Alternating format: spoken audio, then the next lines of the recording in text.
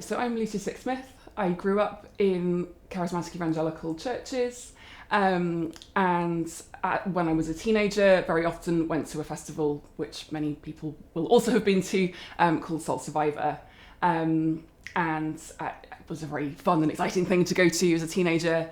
It was then in the news in 2023 because the founder and leader of that ministry, there were allegations that were brought about the way that he'd been treating, I guess, his protégés and interns and people who worked for him. And the book partly came out of that specific news story, but partly came out of wider reflections on what it was like to grow up in that kind of world. So it's kind of got that story about Soul Survivor in the centre of it, but not specifically to look at those allegations. I'm not a safeguarding expert. I'm not a lawyer. I'm not anything. I'm just someone who was there worshipping God with 10,000 other young people, and I'm interested in what it was like for those kids in the crowd and what life has been like since. So that was there were a lot of things to explore there, but that's kind of the theme of the book. So the book is about what I call history maker evangelicalism. I don't think I'm the only person who's used that phrase. There was this song by a band called Delirious, where in the late 90s, early noughties, we were all singing, "I'm going to be a history maker in this land."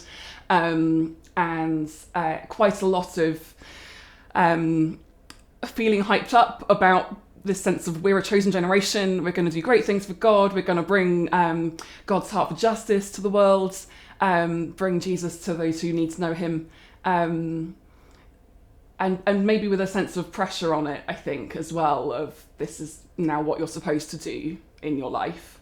But at a point where you think you're quite grown up, but actually you're still very young. You're 15, 16, you haven't worked out how to apply for your first job or how to navigate an argument with your friends, and actually there's quite a lot of ordinary adulthood you haven't figured out yet.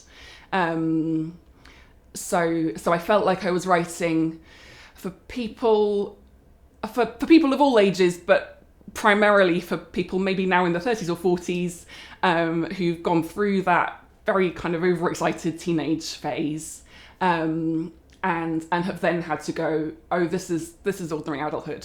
This is quite difficult, actually, and how to then navigate the ordinariness of that, and also what kind of hope you can find in the ordinariness of that. A friend of mine once said, I think what you want when you're 16 is like what you really want, and you get diverted in different directions. But you have to kind of go back to you when you were 16. And I've thought of that a few times because it very much felt the opposite of that. Like, I didn't have a clue what was going on in the world when I was 16.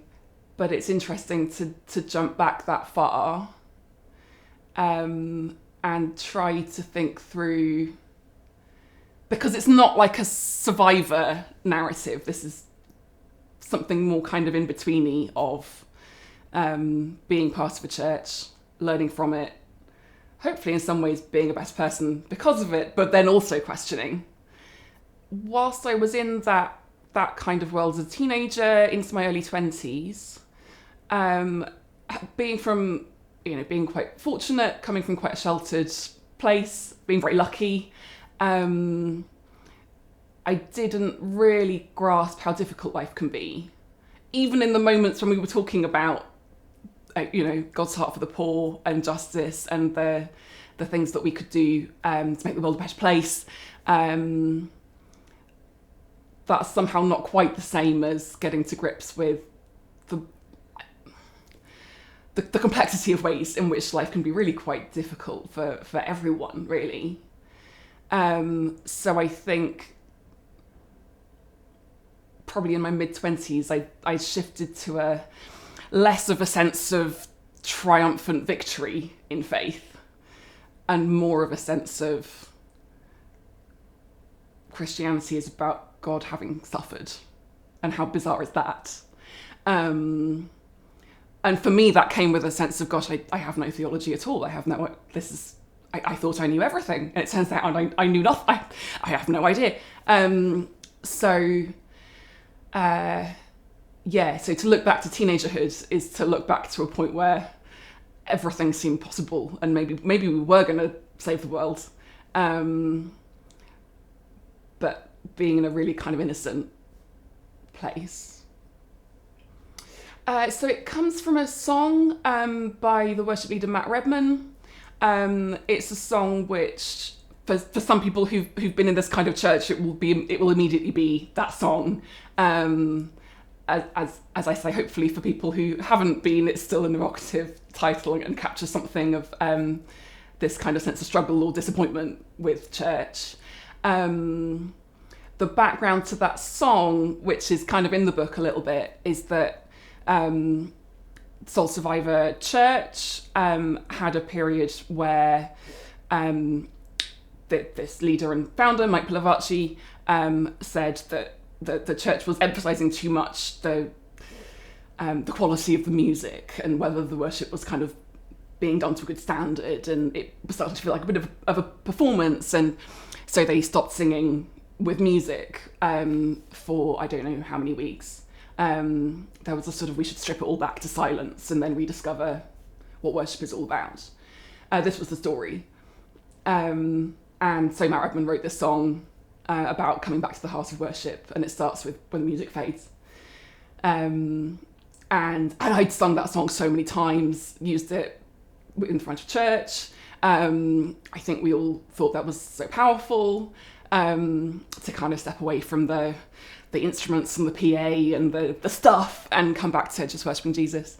But it's the kind of story that when you hear that actually there's been an abusive situation behind the scenes, you start to think,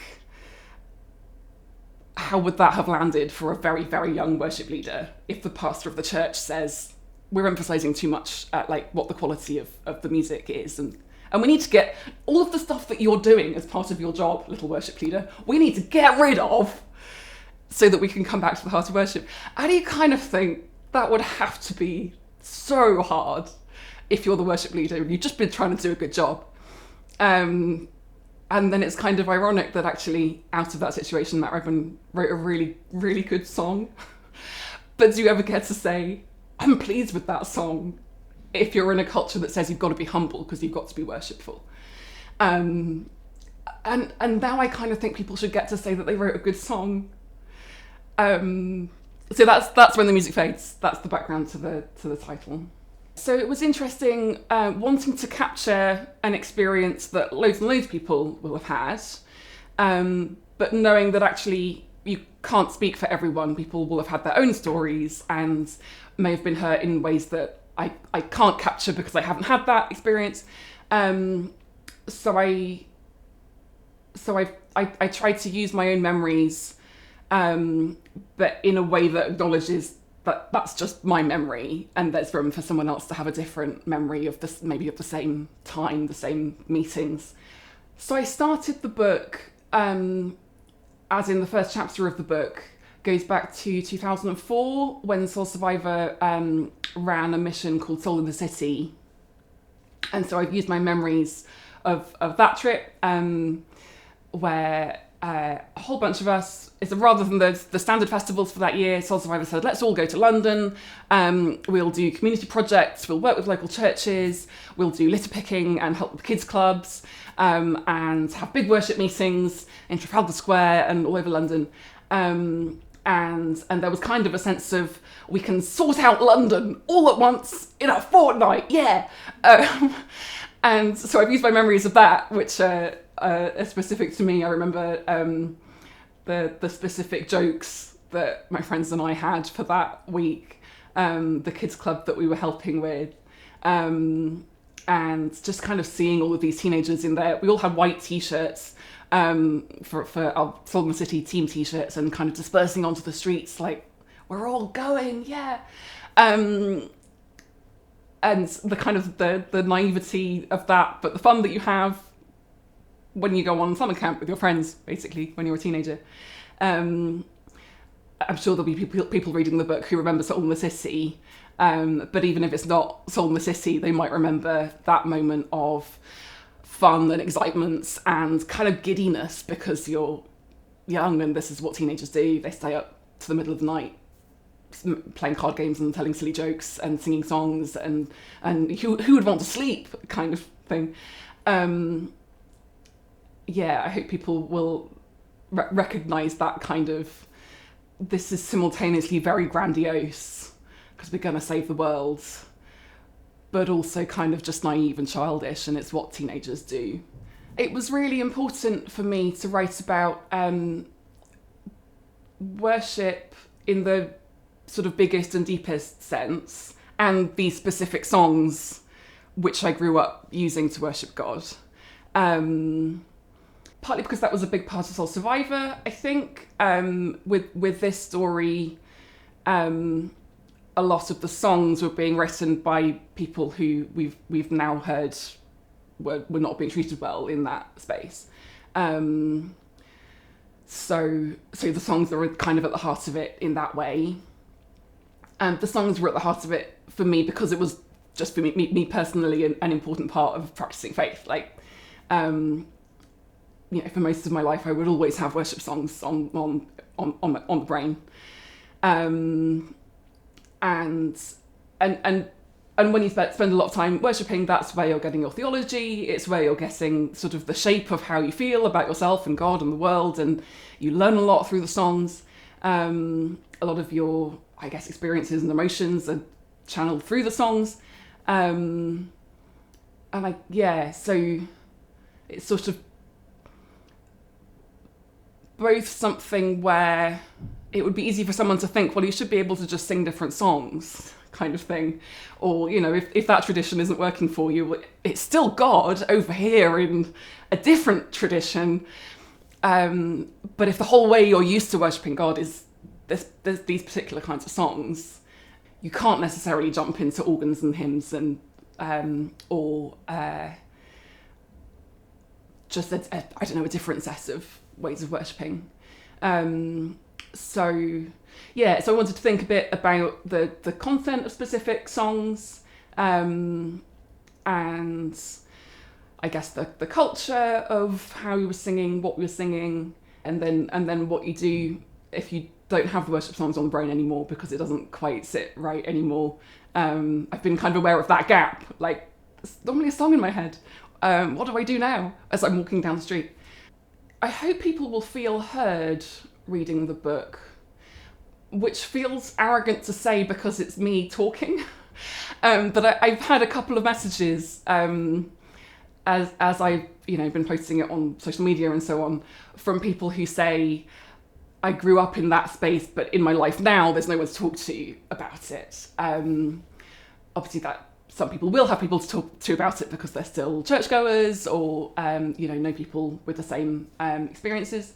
But I think there's also people for whom this was really important, who are now dispersed into different denominations or outside church altogether. But it might still be an important part of their own personal history. So I hope that there'll be people who read it and feel that sense of recognition of, like, we shared something together, and maybe they wouldn't put it in quite the words that I would, but there's still a sort of common ground there. And I hope it'll be the kind of book someone might read and end up kind of with their own train of thought alongside the book. That would kind of be the hope, that they're reading what I'm saying, but they're also thinking about their own questions and maybe ending up with something that's useful and helpful, that's miles away from what I actually wrote in the chapter, but it's helped to kind of create that space. And I guess I hope it contributes to conversation, not just about the specific stories of church leaders that have been investigated and